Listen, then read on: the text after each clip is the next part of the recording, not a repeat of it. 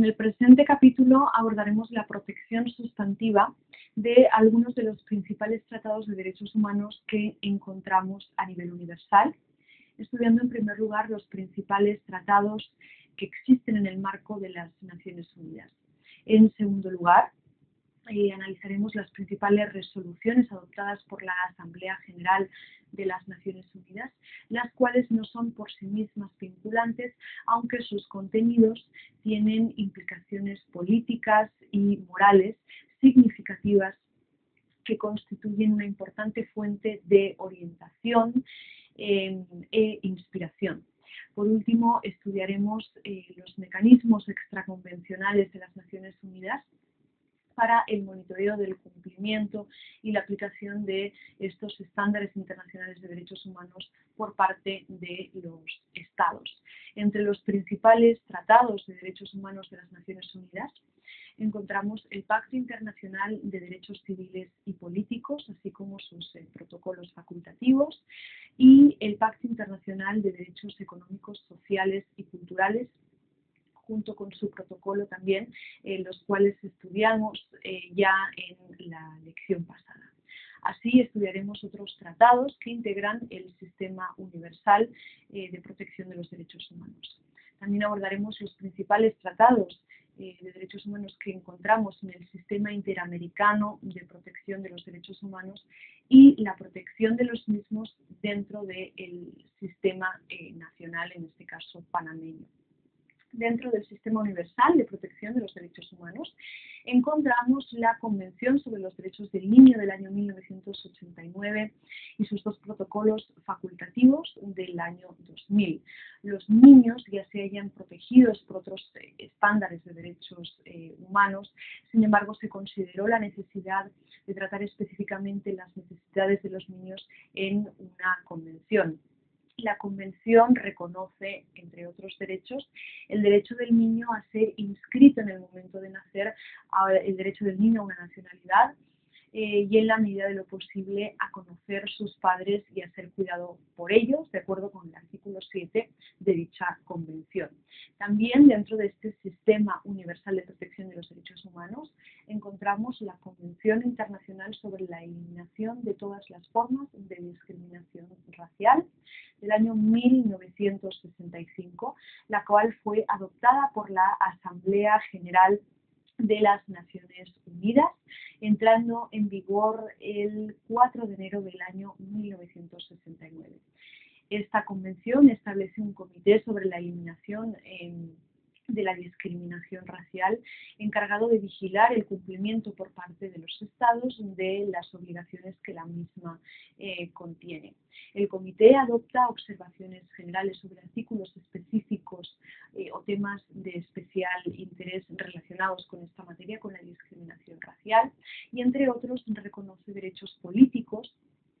tales como el tomar parte en las elecciones, el participar en los asuntos públicos y el de acceso en condiciones de igualdad a las funciones públicas.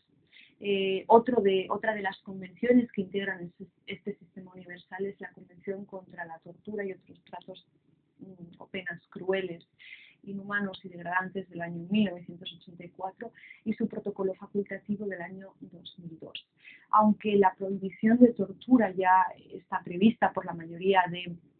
tratados y estándares internacionales de derechos humanos, se consideró necesario una regulación específica y mucho más detallada, así como la creación de un mecanismo de implementación eficiente. Por este motivo, la Convención crea el Comité de la Tortura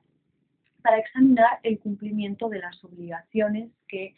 la misma contiene. Por otro lado, encontramos la Convención sobre la Eliminación de todas las formas de discriminación contra la mujer del año 1979 y su protocolo del año 1999.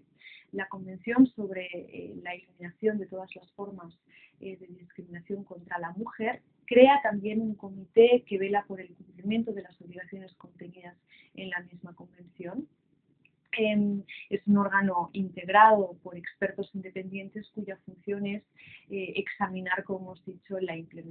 su implementación.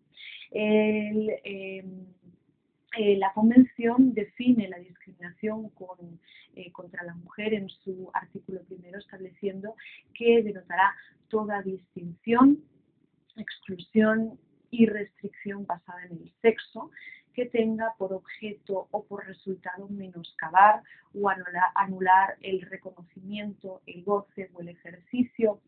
por la mujer de los derechos de la mujer, independientemente de su estado civil, sobre la base de la igualdad entre los hombres y las mujeres, de los derechos humanos y las libertades fundamentales en la esfera política, económica, social, cultural y civil,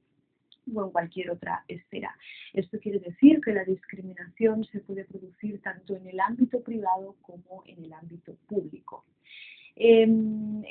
Dicha convención reconoce, entre otros derechos, por ejemplo, en la esfera de la educación, que las mujeres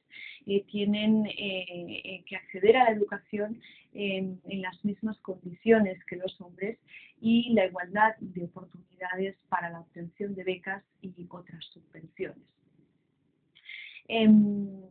Por ejemplo, en su observación general número 3, el comité desarrolla este derecho sobre la educación y los programas públicos de información para el acceso a la educación de las mujeres. Paralelamente también encontramos dentro del Sistema Universal de Protección de los Derechos Humanos la Convención para la Prevención y Sanción del Delito de Genocidio del año 1948. La Convención Internacional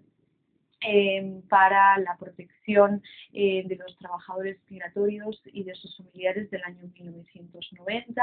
la Convención sobre los Derechos de las Personas con Discapacidad del año 2008, la Convención Internacional para la Protección de todas las personas contra las desapariciones forzadas del año 2010 y otros instrumentos adoptados por la Asamblea General de las Naciones Unidas, como hemos dicho, no tienen ese carácter directamente vinculante.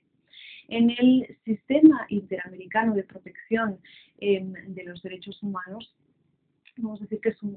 es el marco respecto al Sistema Interamericano de Protección de los Derechos Humanos, podemos decir que es el marco de protección y promoción de los derechos humanos para la región de América. El Sistema Interamericano tiene como pilares normativos dos fuentes legales fundamentales que derivan de la Carta de la Organización de los Estados Americanos, la OEA, y de la Convención Americana sobre los Derechos Humanos. Si bien el sistema basado en la Carta es vinculante para los Estados miembros de la OEA, el sistema basado en la Convención vincula solo a los estados que forman parte de ella, que la han ratificado, existiendo una perfecta correlación entre ambos instrumentos, pues coinciden e interactúan de diferentes formas según ya expresó en una opinión consultiva que ustedes encontrarán dentro del documento que desarrolla el contenido de dicha lección, la Corte Interamericana de Derechos Humanos sobre la interpretación de la Declaración Americana de los Derechos y Deberes del Hombre, y en el marco del artículo 64 de la Convención Americana sobre los Derechos del Hombre. Encontramos así la Carta de la Organización de los Estados Americanos del año 1948 y el Protocolo de Buenos Aires, la Declaración de los Derechos y Deberes del Hombre del año 1984, la Convención Americana sobre los Derechos Humanos del año 1969 y sus protocolos del año 1988 y 1990. También dentro de este sistema regional interamericano de derechos humanos, observamos que existen otros tratados como la Convención Interamericana para Prevenir y Sancionar la Tortura, la Convención Interamericana sobre Desaparición Forzada de Personas,